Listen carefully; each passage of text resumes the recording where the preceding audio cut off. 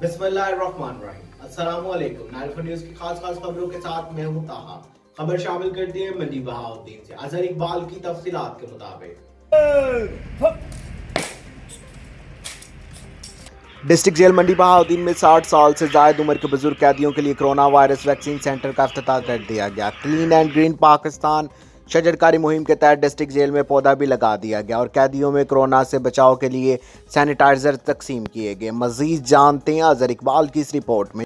जी अजहर इकबाल, आगाह कीजिएगा। तफसीलात के मुताबिक डिस्ट्रिक्ट जेल मंडी बहाउद्दीन में 60 साल से जायद उम्र बुजुर्ग कैदियों के लिए कोरोना वैक्सीन सेंटर का इफ्तिताह कर दिया गया।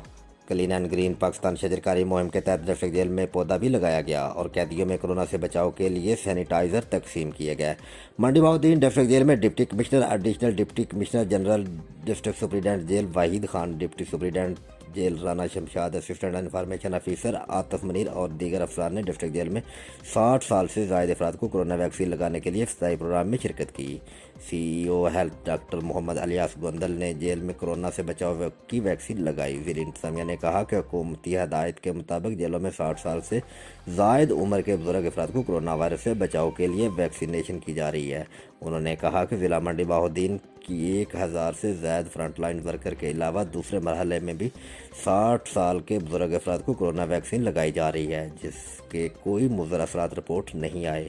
कबल अजीज सुपरिटेंडेंट जेल वहीद खान और deputy superintendent jail Rana Shamshad ने जेल में क्लीन एंड ग्रीन पाकिस्तान शजरकारी मुहिम के तहत एरोकेरिया और अशोक का पौधा लगाया और जेल में कैदियों में कोरोना से बचाव के लिए सैनिटाइजर तकसीम किए गए। रिपोर्ट अजहर इकबाल, 94 न्यूज़, तहसील रिपोर्टर, मंडी बहाउद्दीन। अब तक के लिए सिर्फ इतना ही। मजीद खबरों अपडेट के लिए 94 न्यूज़ के साथ रहेगा। आप हमारी खबरें यूट्यूब और फेसबुक पर भी देख सकते हैं। अपना ख्याल रखिएगा। अल्लाह हाफिज़।